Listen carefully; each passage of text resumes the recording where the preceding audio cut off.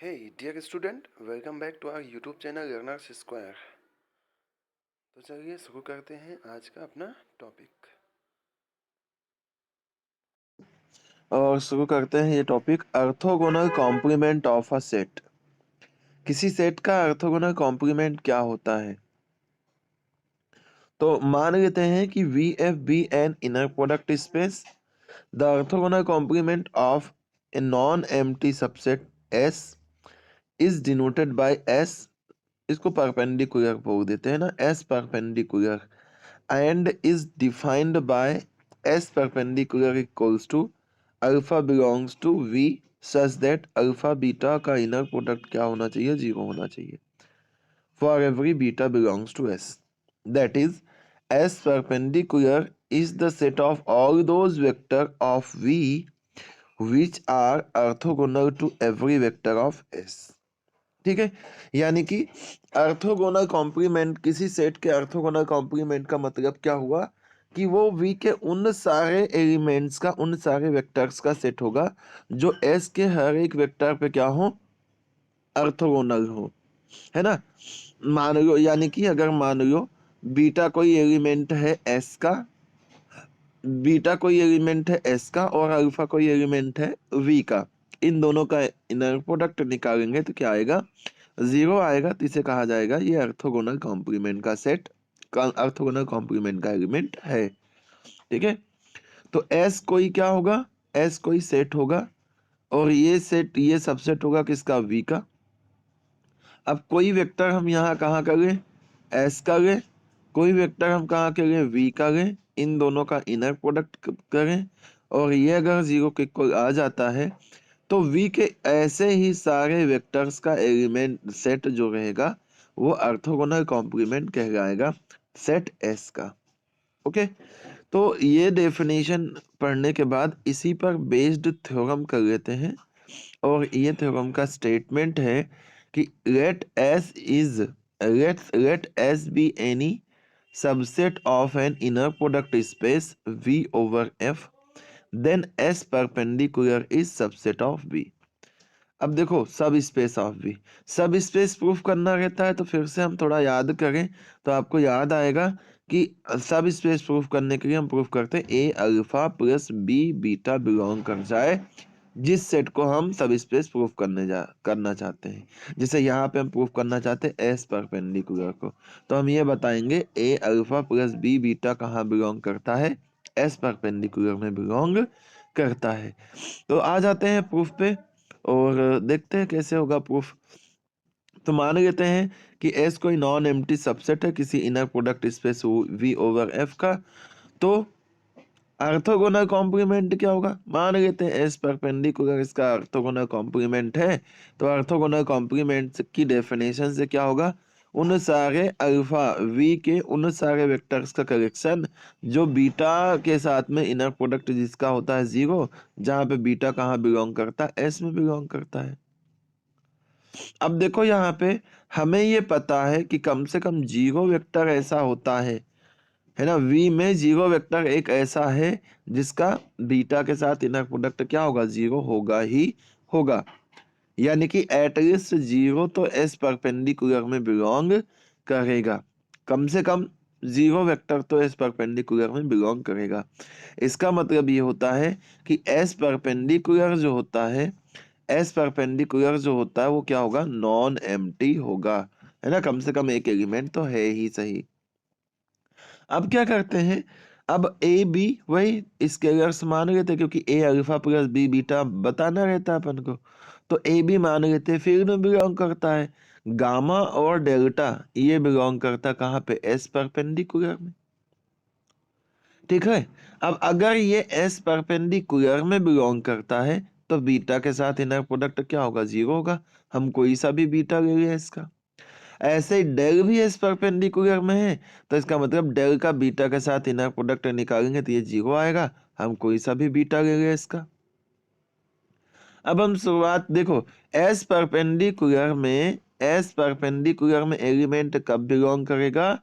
अगर बीटा के साथ उस एलिमेंट का इनर प्रोडक्ट कितना होगा? जीरो होगा, है ना। एस परपेंडिकुलर में एस परपेंडिकुलर में एलिमेंट तभी बिलोंग करेगा अगर उस एलिमेंट का बीटा के साथ इनर प्रोडक्ट ले और ये क्या आ जाए, 0 आ जाए। इसका मतलब अगर हमें वेक्टर सब स्पेस इसको प्रूफ करना है तो वेक्टर सब स्पेस प्रूफ करने के लिए यहाँ पे क्या प्रूफ करना पड़ेगा, ए गामा प्लस बी डेल्टा ये बिलोंग करता है एस परपेंडिकुलर में, तब ये एस परपेंडिकुलर सब स्पेस होगा।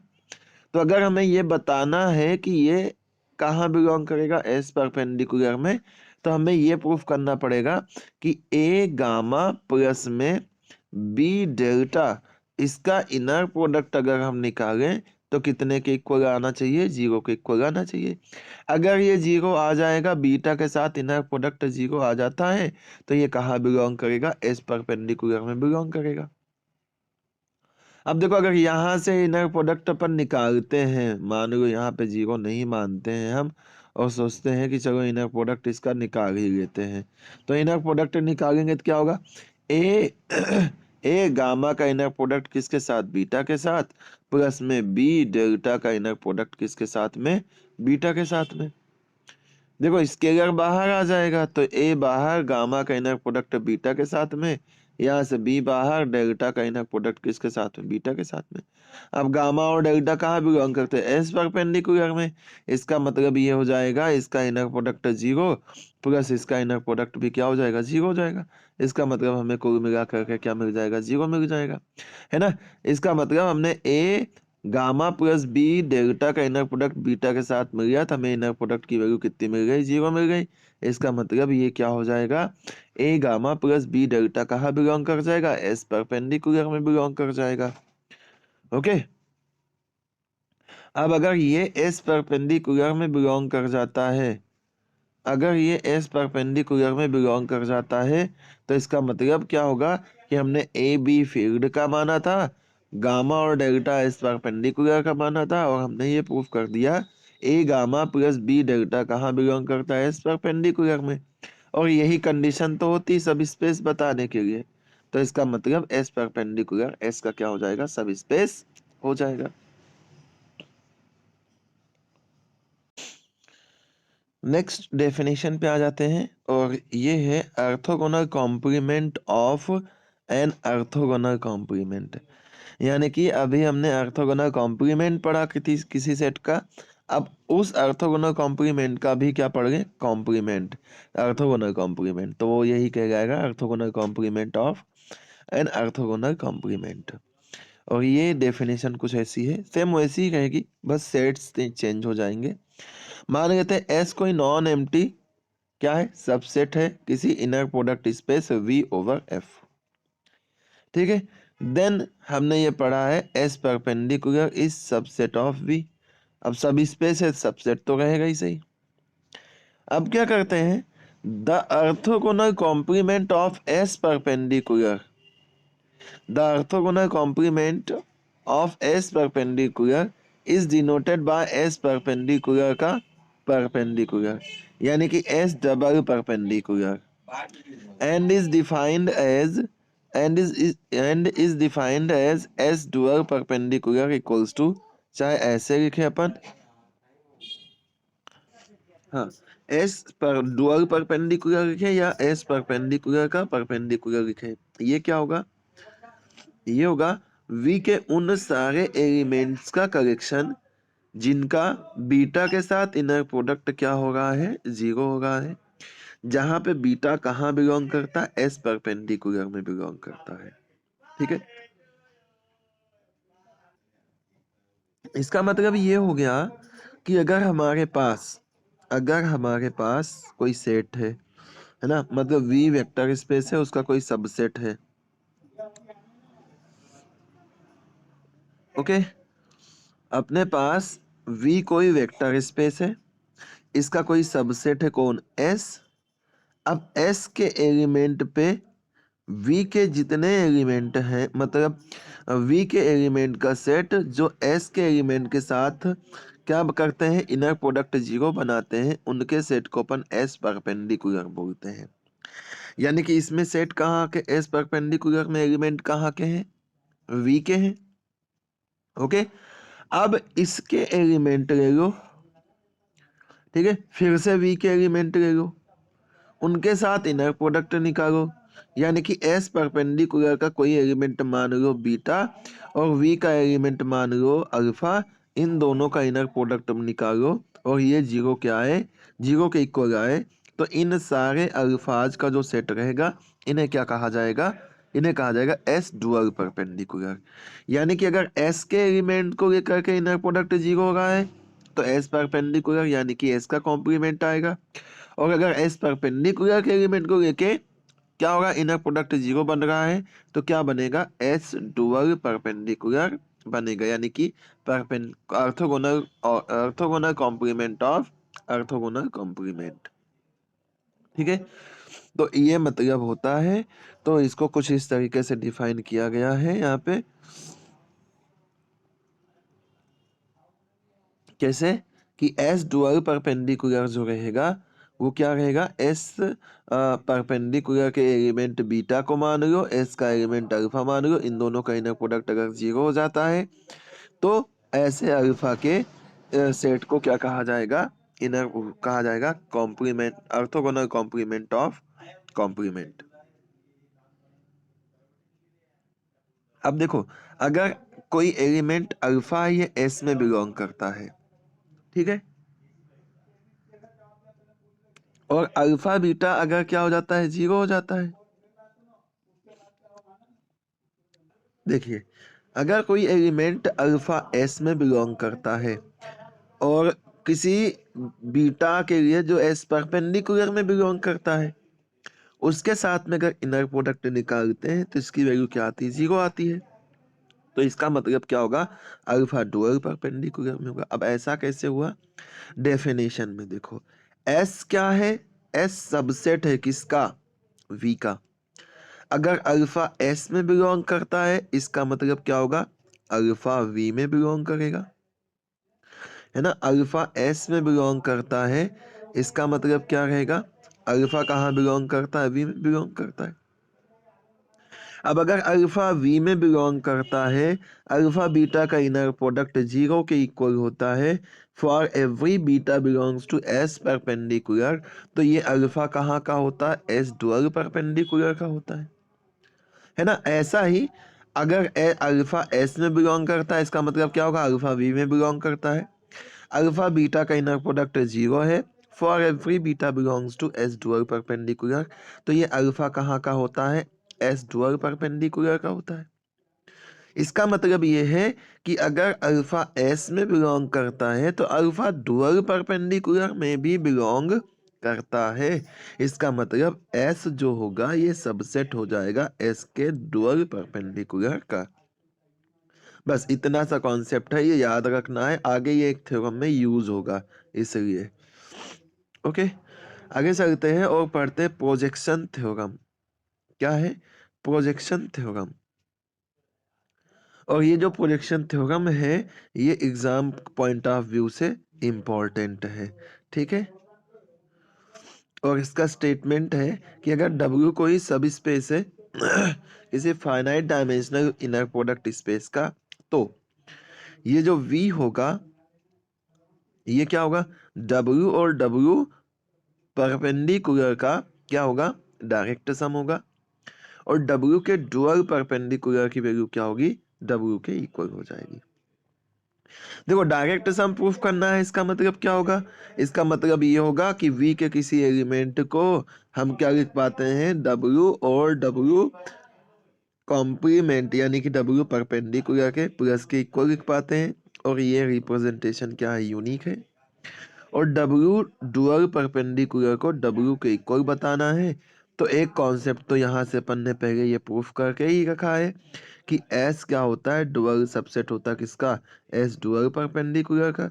अगर इसका उल्टा प्रूफ कर देंगे तो क्या हो जाएगा, ये इक्वल हो जाएगा। लेकिन यहाँ पे हम डायमेंशन की हेल्प लेंगे, डायमेंशन की हेल्प से ये प्रूफ करेंगे। तो देखो, आज आते हैं प्रूफ पे और कहते हैं कि लेट W बी ए सब space of a finite dimensional inner product space V over F।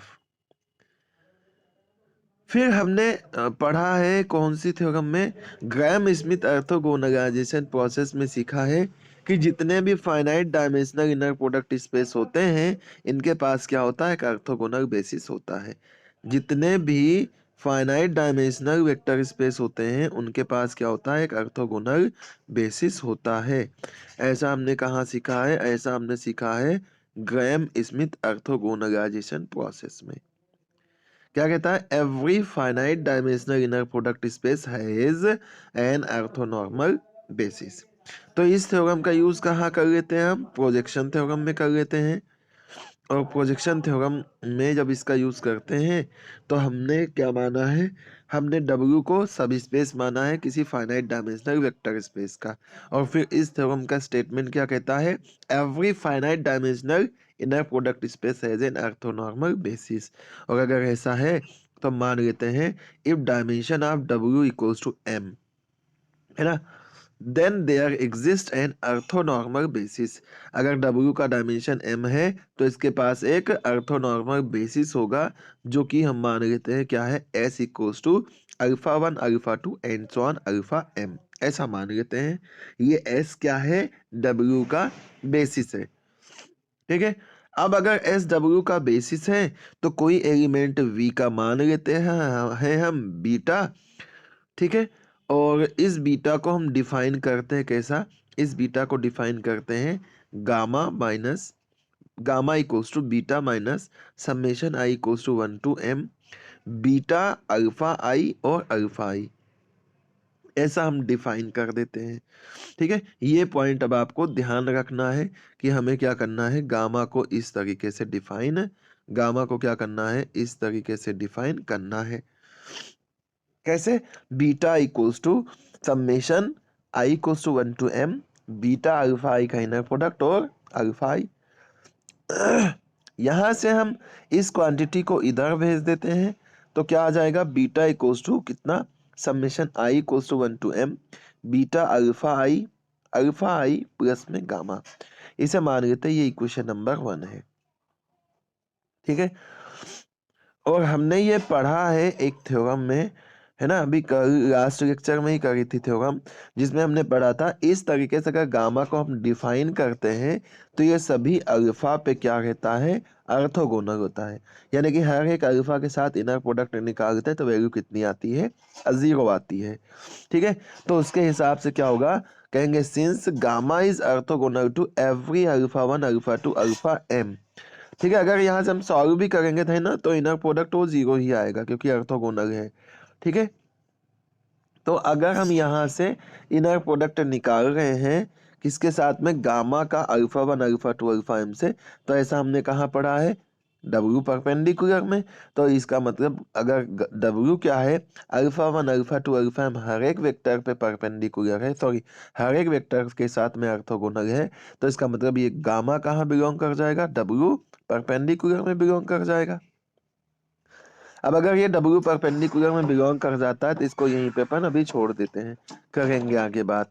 हम बात करते हैं इस समेशन की, summation I equals to 1 to m beta alpha I, ये क्या होगा, इसका मतलब ये होता है कि बीटा अल्फा आई का जो इनर प्रोडक्ट है अल्फा आई से, बीटा का इनर प्रोडक्ट जो अल्फा आई से है, ये क्या है, ये तो एक क्या है, स्केलर है ना, और स्केलर का प्रोडक्ट किससे है, अल्फा आई से, और इसके साथ समेशन भी है। यानी कि एक स्केलर एक वेक्टर ऐसा है। और ये सारे वेक्टर्स कहाँ के हैं, ये सारे वेक्टर्स एस के हैं। एस का बेसिस को, एस किसका बेसिस है, डब्ल्यू का बेसिस है। ठीक है, तो इसका मतलब ये होता है कि ये जो है समेशन बीटा अल्फा आई ये लीनियर कॉम्बिनेशन है किसके, एस के एलिमेंट्स का। और अगर लीनियर कॉम्बिनेशन है तो इसका बेसिस कौन है, डब्ल्यू है। इसका मतलब ये समेशन कहाँ बिलोंग करेगा, डब्ल्यू में बिलोंग करेगा। अगर ये डब्ल्यू में बिलोंग करता है तो फिर से यहाँ पे आ जाते हैं इक्वेशन नंबर 1 पे। बीटा कोई वेक्टर है कहाँ का, वी का, और ये दो वेक्टर्स के सम के फॉर्म में लिखा है, जहां पे एक वेक्टर बिलोंग करता कहाँ पे, W परपेंडिकुलर में, क्या हो रहा है यहाँ पे,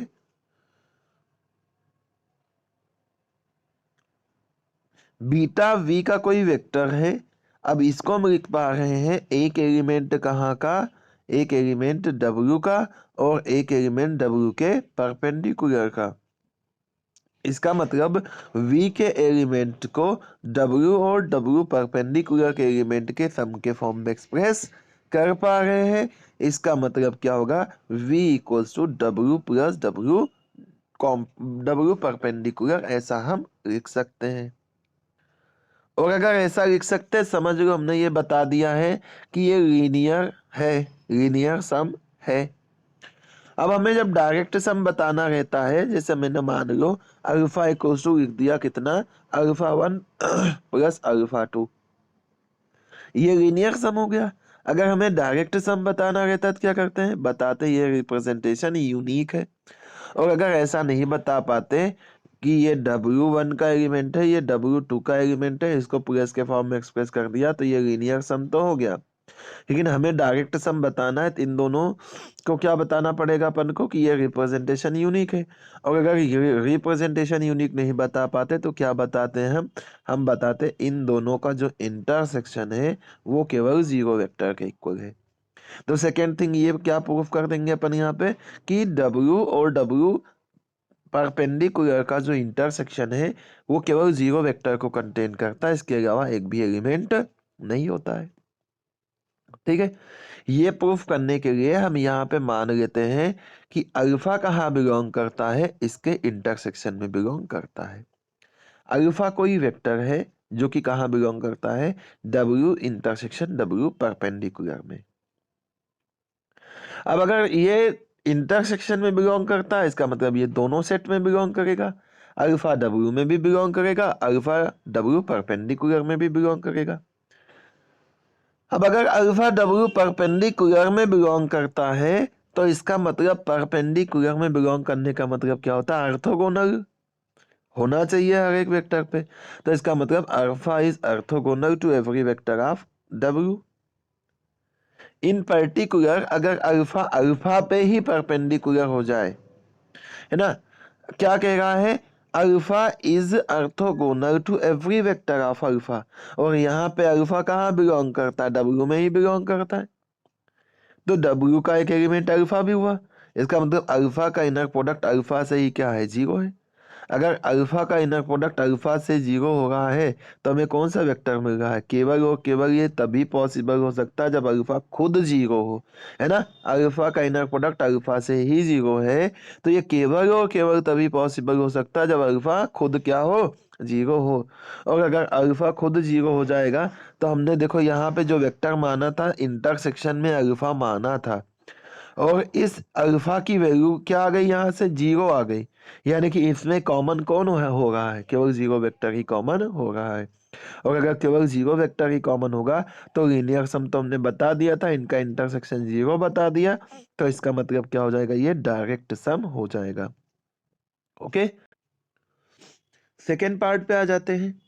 तो अभी अभी हमने प्रूफ करा कि V इक्वल्स टू, ये हमें पता है, ठीक है, हमें क्या पता है, हमें ये पता है कि V इक्वल्स टू अगर W1 डायरेक्ट सम W2 रहता है तो V का जो डायमेंशन होता है वो W1 प्लस W2 के डायमेंशन के इक्वल होता है ना। डायरेक्ट सम का डायमेंशन यही तो पढ़ा है हमने कि क्या होता है, dimension of W1 plus dimension of W2।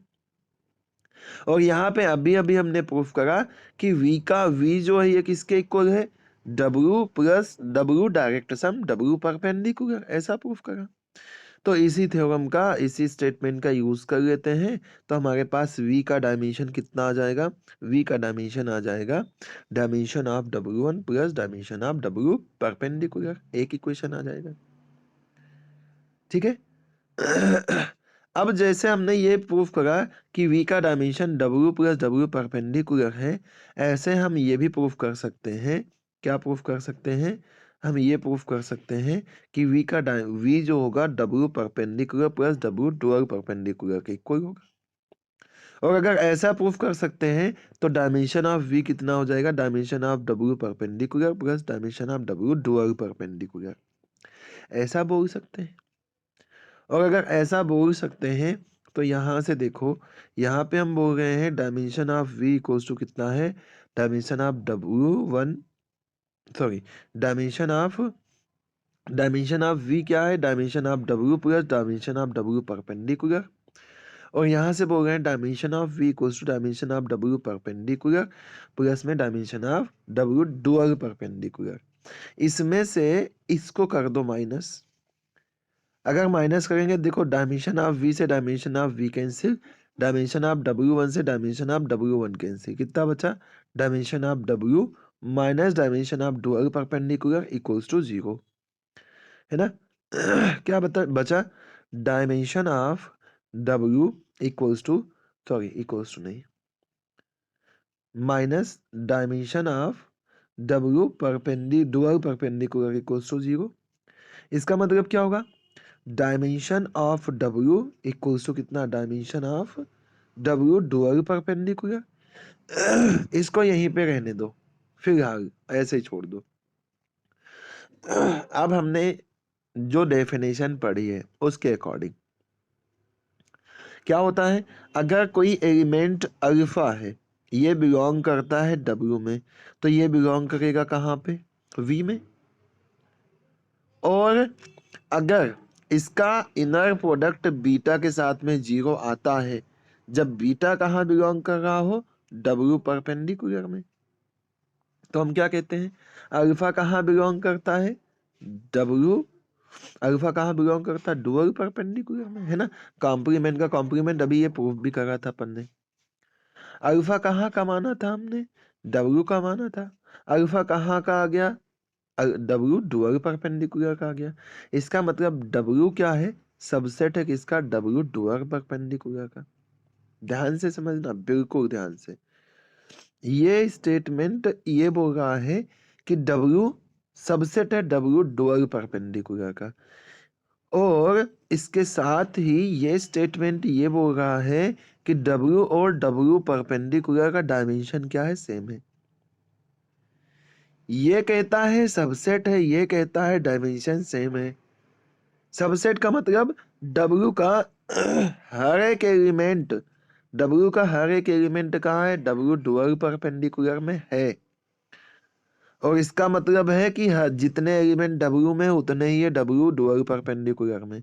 इसका मतलब ये लिख सकते हैं ना कि ये दोनों सेम है, क्योंकि सबसेट है और वही के वही एलिमेंट W में है, तो डिफरेंट टाइप के एलिमेंट W डुअल परपेंडिकुलर में नहीं आ सकते हैं। इसका मतलब क्या हो जाएगा, W और W डुअल परपेंडिकुलर क्या हो जाएगा, इक्वल हो जाएगा। और इसके साथ ही ये थ्योरम हो जाएगी अपनी खत्म। ओके, है ना। अल्फा अगर W में बिलोंग करता है, अल्फा बीटा का इनर प्रोडक्ट 0 होता है, बीटा W में बिलोंग करता है, तो अल्फा डुअल परपेंडिकुलर में बिलोंग करता है। इसका मतलब W सब सेट हो जाएगा किसका, W डुअल परपेंडिकुलर का। इसका मतलब ये दोनों क्या हो जाएंगे, इक्वल। क्यों, क्योंकि दोनों के डायमेंशन सेम है। ठीक है। नेक्स्ट थ्योरम है, if W1 and W2 are subspaces of a finite dimensional inner product space, then अगर W1 W2 सब स्पेस हैं फाइनाइट डायमेंशनल वेक्टर स्पेस के, तो W1 प्लस W2 का अगर हम क्या पता करेंगे, ऑर्थोगोनल कॉम्प्लीमेंट, तो W1 का ऑर्थोगोनल कॉम्प्लीमेंट इंटरसेक्शन W2 का ऑर्थोगोनल कॉम्प्लीमेंट आएगा। और W1 इंटरसेक्शन W2 का अगर ऑर्थोगोनल कॉम्प्लीमेंट पता करने जाएंगे, तो W1 का ऑर्थोगोनल कॉम्प्लीमेंट प्लस W2 का ऑर्थोगोनल कॉम्प्लीमेंट आ जाएगा। ठीक है, तो काफी इजी सा ये थ्योरम है। देखो, हमने ऐसा प्रूफ करा था, ऐसा हमने पढ़ा था जब हमने लीनियर सम पढ़ा था, कि अगर मान लो V लीनियर सम है किसका, W1 प्लस W2 का, तो हम कैसे लिखते हैं, अल्फा को लिखते हैं अल्फा 1 प्लस अल्फा 2। ठीक है, या और सिंपली मान लो अल्फा ही मान लेते हैं, अल्फा है, इसको अगर अपन दो इस तरीके से लिख पाते हैं तो लीनियर सम बोलते हैं। तो हम इस अल्फा को कैसा लिख सकते हैं, अल्फा प्लस 0 भी लिख सकते हैं, जहां पे हम कहते हैं अल्फा कहाँ बिलोंग करता है, W1 में, और 0 बिलोंग करता है W2 में। तो इसका मतलब ये होता है कि ये जो W1 है ना, ये क्या होता है, सबसेट होता है W1 प्लस W2 का। और ऐसे ही हम अल्फा को लिख सकते हैं 0 प्लस अल्फा, जहां पे हम कहते हैं कि ये 0 बिलोंग करता है W1 में और अल्फा बिलोंग करता है W2 में। भाई 0 प्लस होगा तो कोई फर्क पड़ना ही नहीं है। इसका मतलब W2 क्या होगा, ये सबसेट होगा W1 प्लस में W2 का। यानी कि जब सम की बात होती है, लीनियर सम की बात होती है, तो W1 क्या होता है, W1 प्लस W2 का सबसेट होता है, W2 भी W1 प्लस W2 का सबसेट होता है। और जब ऐसा रहता है, जैसे मान लो W1 सबसेट है किसका, W2 का, तो इसका जब ऑर्थोगोनल कॉम्प्लीमेंट पता करेंगे तो क्या हो जाएगा, W1 का ऑर्थोगोनल परपेंडिकुलर ऑर्थोगोनल कॉम्प्लीमेंट, ये क्या हो जाएगा, सुपर सेट हो जाएगा W2 के ऑर्थोगोनल कॉम्प्लीमेंट का। ठीक है, इनइक्वालिटी क्या हो जाती, चेंज हो जाती है ऑर्थोगोनल कॉम्प्लीमेंट लेने पर। तो यहाँ पर देखिए, अगर हम यहाँ पे देखें तो क्या आएगा, W1 क्या होगा, सबसेट होगा W1 प्लस W2 का। अगर W1 सबसेट होगा W1 प्लस W2 का, तो इसका ऑर्थोगोनल क्या हो जाएगा, W1 प्लस W2 का ऑर्थोगोनल क्या होगा, W1 के ऑर्थोगोनल का क्या हो जाएगा, सबसेट हो जाएगा, यानी कि W1 के परपेंडिकुलर का। यही कॉन्सेप्ट अगर S1 सबसेट है S2 का, तो S2 का जो ऑर्थोगोनल कॉम्प्लीमेंट होगा वो सबसेट होगा S1 के ऑर्थोगोनल कॉम्प्लीमेंट का। ठीक है, तो एक चीज यहां से मिल गई कि W1 प्लस W2 का जो परपेंडिकुलर है वो W1 के परपेंडिकुलर का क्या होगा, सबसेट होगा। सेम ऐसे ही W2 क्या है, ये भी सबसेट है W1 प्लस W2 का। इसका मतलब W1 प्लस W2 का जो परपेंडिकुलर होगा वो W2 के परपेंडिकुलर का सबसेट होगा। अब इन दोनों का इंटरसेक्शन कर लो, किसका, इसका और इसका इंटरसेक्शन कर लो।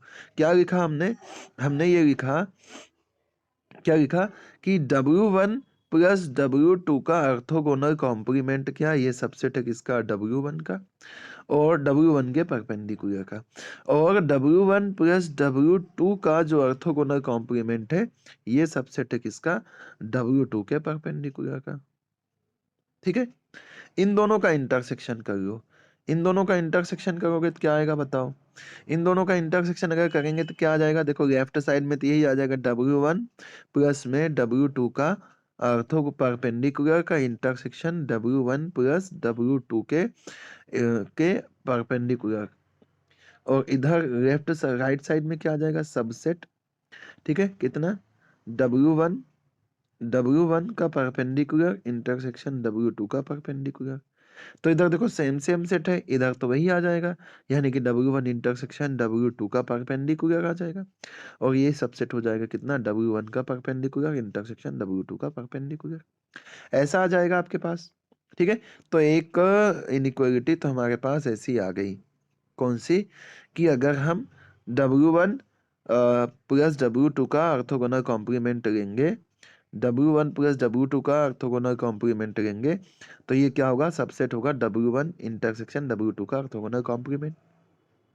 ठीक है, इसको यहीं पे छोड़ते हैं, इसका उल्टा प्रूफ करने के लिए जाते हैं। क्यों उल्टा प्रूफ करने के लिए जाते हैं, क्योंकि अगर हमें दो सेट को इक्वल बताना है कि A और B इक्वल है, तो A को सबसेट बता दें B का और B को सबसेट बता दें किसका, A का। तो ये तो अपन ने बता दिया, अब इसके लिए मेहनत करते हैं। और इसके लिए मेहनत करने के लिए हम क्या करते हैं, मान लेते हैं कि कोई एलिमेंट अल्फा जो इन दोनों के इंटरसेक्शन में बिलोंग करता है, यानी कि अल्फा बिलोंग करता है W1 perpendicular intersection W2 perpendicular.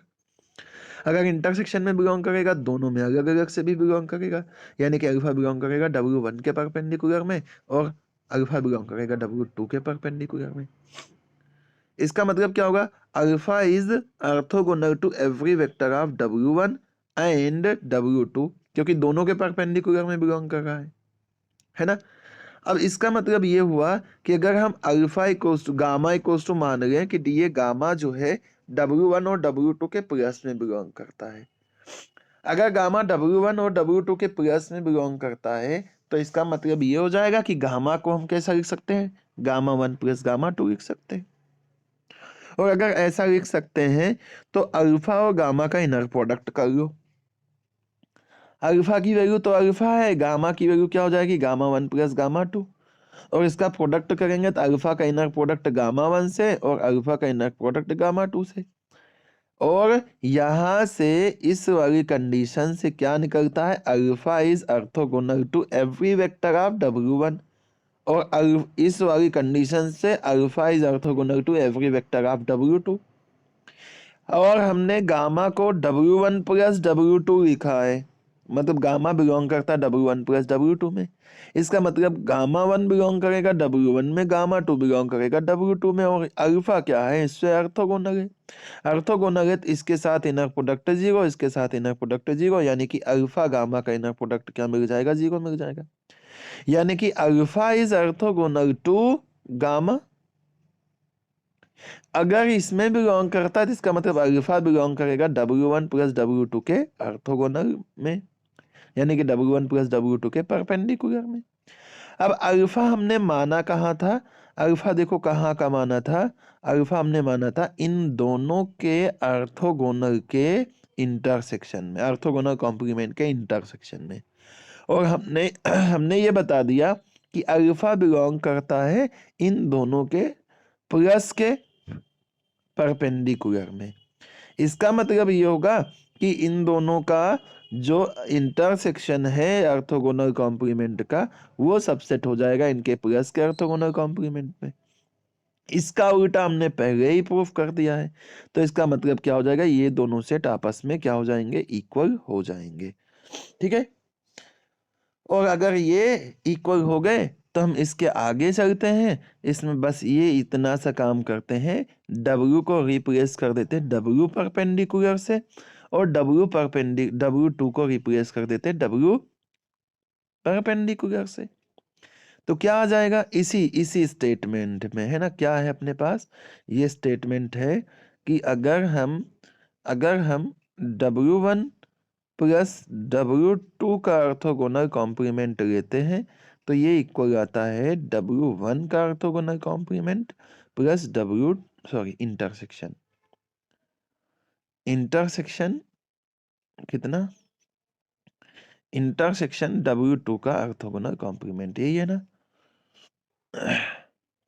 W1 plus W2 का ऑर्थोगोनल कॉम्प्लीमेंट, W1 का ऑर्थोगोनल कॉम्प्लीमेंट इंटरसेक्शन W2 का ऑर्थोगोनल कॉम्प्लीमेंट। ओके, कहाँ खो गए, अब नहीं मिलेगा, चलो यहीं पर लिख देता हूँ। ऐसा है अपने पास, कैसा है, W1 प्लस W2 का जो ऑर्थोगोनल कॉम्प्लीमेंट है, ये इक्वल्स टू है W1 का ऑर्थोगोनल कॉम्प्लीमेंट इंटरसेक्शन W2 का ऑर्थोगोनल कॉम्प्लीमेंट। W1 को रिप्लेस कर दो W1 के परपेंडिकुलर से, तो W1 का परपेंडिकुलर प्लस W2 का परपेंडिकुलर, इसका फिर से परपेंडिकुलर, इक्वल्स टू क्या होगा, W1 के परपेंडिकुलर का परपेंडिकुलर इंटरसेक्शन W2 के परपेंडिकुलर का परपेंडिकुलर। और हमने पढ़ा है परपेंडिकुलर डबल परपेंडिकुलर W के इक्वल ही होता है, यानी कि ये W1 इंटरसेक्शन क्या हो जाएगा, W2 हो जाएगा। यही हमें प्रूफ करके बताना है यहाँ पे। ओके, क्या करना है, यही प्रूफ करके हमें बताना है सेकेंड पार्ट में, कि अगर हम W1 और W2 का परपेंडिकुलर लेते हैं तो ये इस तरीके से क्या होता है, W1 इंटरसेक्शन W2 के इक्वल आ जाता है। ठीक है, इसके साथ ही ये थ्योरम हो जाएगी खत्म। नेक्स्ट थ्योरम पे आ जाते हैं और पढ़ते हैं कॉसीज इनइक्वालिटी, और ये बहुत ही ज़्यादा इम्पोर्टेंट है एग्जाम के लिए। और इसका स्टेटमेंट वगैरह कुछ तो नहीं है यहाँ पे, लेकिन जो स्टेटमेंट रहेगा बाय द चांस शायद से ये ऐसा स्टेट एंड प्रूफ में आता है, और अगर स्टेटमेंट आपको देंगे तो ये स्टेटमेंट देंगे, क्या स्टेटमेंट देंगे, ये वाला, कि summation I equals to 1 to n A I B I का square is less than or equals to क्या होता है, summation I equals to 1 to n A I का square into summation I equals to 1 to n B I का square. और या फिर ऐसा भी दे सकते हैं, ये वाला स्टेटमेंट भी दे सकते हैं कॉम्प्लेक्स फील्ड के लिए। तो काफी इजी सा ये स्टेटमेंट है, मतलब ये थ्योरम है। ठीक है, कर देते हैं proof.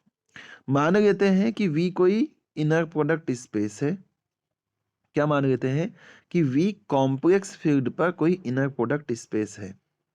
With respect to standard inner product. तो स्टैंडर्ड इनर प्रोडक्ट वही होता है जिसमें इनर प्रोडक्ट इस तरीके से डिफाइन किया जाता है कि अगर अल्फा जो है A1 A2 AN है, बीटा B1 B2 BN है, तो इनका जो इनर प्रोडक्ट रहेगा अल्फा बीटा वो क्या रहेगा, A1 B1 पे बार, A2 B2 पे bar plus and so on AN B2 BN का बार, ऐसा। अब अगर यहाँ से हम अल्फा का अल्फा से ही इनर प्रोडक्ट निकालते हैं तो A1 का मल्टीप्लाई A1 के बार से, A2 का मल्टीप्लाई A2 के बार से, ऐसे करते करते AN का मल्टीप्लाई AN के बार से हो जाएगा। अब हमें ये पता है अगर Z का मल्टीप्लाई Z बार से करते हैं तो मॉडुलस Z का क्या आता है, स्क्वायर आता है। तो वही चीज़ यहाँ पे अल्फा अल्फा का इनर प्रोडक्ट जब होता है तो नॉर्म अल्फा आ जाता है, इसका स्क्वायर। जेड A1 का मल्टीप्लाई A1 के बार से यानी कि A1 के मॉडुलस का स्क्वायर, A2 के मॉडुलस का स्क्वायर, AN के मॉडुलस का स्क्वायर। ऐसे ही अगर हम बीटा का बीटा से इनर प्रोडक्ट लेंगे तो क्या आ जाएगा, नॉर्म ऑफ बीटा का स्क्वायर, B1 के मॉडुलस का स्क्वायर, B2 के मॉडुलस का स्क्वायर और BN के मॉडुलस का स्क्वायर। फिर हमने स्वार्ज इनइक्वालिटी में पढ़ रखा है कि अगर हम अल्फा बीटा के इनर प्रोडक्ट का मॉडुलस लेते हैं तो क्या आता है, norm alpha into norm beta, ऐसा आता है। अगर हम दोनों तरफ का इधर स्क्वायर कर दें, है ना, नॉर्म, सॉरी क्या कर दें, अल्फा बीटा के इनर प्रोडक्ट का क्या कर दें, मॉडुलस का स्क्वायर कर दें, तो नॉर्म अल्फा का स्क्वायर आ जाएगा, नॉर्म बीटा का स्क्वायर आ जाएगा। अब नॉर्म अल्फा का स्क्वायर हमारे पास ये इतना है, नॉर्म बीटा का स्क्वायर हमारे पास ये इतना है। इसका मतलब ये हो जाएगा कि अल्फा बीटा के मॉडुलस का जो inner product, sorry alpha beta के इनर प्रोडक्ट के मॉडुलस का जो स्क्वायर है वो क्या हो जाएगा, अल्फा बीटा का इनर प्रोडक्ट जो है वो कुछ इस तरीके से है डिफाइन, A1 B1 पे बार प्लस A2 B2 पे bar plus and so on AN BN पे बार, इसका स्क्वायर। मॉडुलस अल्फा का स्क्वायर कितना है, सॉरी नॉर्म अल्फा का स्क्वायर कितना है, A1 के मॉडुलस का स्क्वायर प्लस A2 के मॉडुलस का square plus and so on AN के मॉडुलस का स्क्वायर इंटू बीटा के नॉर्म का स्क्वायर क्या है, B1 के मॉडुलस का स्क्वायर, B2 के मॉडुलस का square plus and so on BN के मॉडुलस का स्क्वायर। इसका मतलब क्या हो गया कि ये जो इनर प्रोडक्ट है ये less than or equal to इतनी वैल्यू के इक्वल आ गया। और इसे ही क्या कहा जाता है, कॉसीज इनइक्वालिटी कहा जाता है फॉर कॉम्प्लेक्स फील्ड के लिए। ठीक है, अगर कॉम्प्लेक्स फील्ड रहेगा तो ये आएगा कॉसीज इनइक्वालिटी, और अगर ये फील्ड रहेगा रियल नंबर सिस्टम का तो क्या होगा, कॉन्जुगेट वाला काम क्या हो जाता है, रियल नंबर में हट जाता है ना, क्योंकि आयोटा तो रहता नहीं है। तो यहाँ पे जो A1 B1 का बार आ रहा है ना, A1 B1 पे जो बार आ रहा है ये क्या हो जाएगा, A1 B1 plus A2 B2 plus and so on AN BN के मॉडुलस का क्या हो जाएगा, स्क्वायर हो जाएगा। और इधर इधर भी मॉडुलस का सिस्टम हट जाएगा क्योंकि रियल नंबर की फील्ड चल रही है।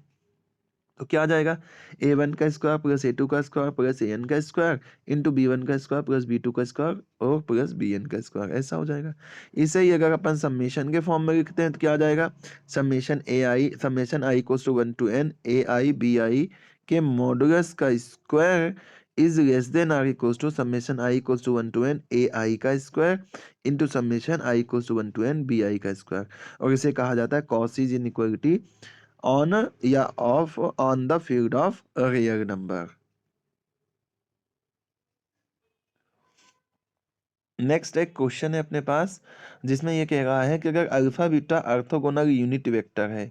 अब यूनिट वेक्टर का मतलब क्या हो गया, यूनिट वेक्टर का मतलब हो गया उससे उसका ही प्रोडक्ट पता करेंगे, यानी कि अल्फा अल्फा की वैल्यू क्या होगी, 1 होगी। What is the distance between alpha beta, तो अल्फा बीटा के बीच का डिस्टेंस क्या होगा। तो हमें पता है कि अल्फा बीटा के बीच का डिस्टेंस जो होता है नॉर्म अल्फा माइनस बीटा होता है। तो अपन पहले नॉर्म अल्फा माइनस बीटा की वैल्यू पता कर लेते हैं। नॉर्म अल्फा माइनस बीटा की वैल्यू पता करेंगे तो क्या आ जाएगा, अल्फा माइनस बीटा का inner product alpha minus beta से, और इसका मतलब अल्फा का inner product alpha minus beta से माइनस बीटा का inner product alpha minus beta से, और इसका मतलब क्या हो जाएगा, अल्फा अल्फा का इनर प्रोडक्ट अल्फा बीटा का इनर प्रोडक्ट बीटा अल्फा का इनर प्रोडक्ट और बीटा बीटा का इनर प्रोडक्ट। अब ऑर्थोगोनल होने के कारण से ये वैल्यू हो गई 0, ये वैल्यू हो गई 0, इसकी वैल्यू हो गई यूनिट के कारण से 1 और इसकी वैल्यू यूनिट के कारण से क्या हो गई 2, सॉरी 1, है ना। तो क्या आ जाएगा अपने पास, 1 + 1 कितना आ जाएगा, 2 आ जाएगा। और इसका मतलब अल्फा बीटा के नॉर्म की वैल्यू कितनी हो जाएगी, स्क्वायर रूट 2। इसका मतलब अल्फा बीटा के बीच की डिस्टेंस क्या हो जाएगी, कितना, स्क्वायर रूट 2। तो ये क्वेश्चन हो जाएगा खत्म। डिस्टेंस इस तरीके से हम पता करते हैं।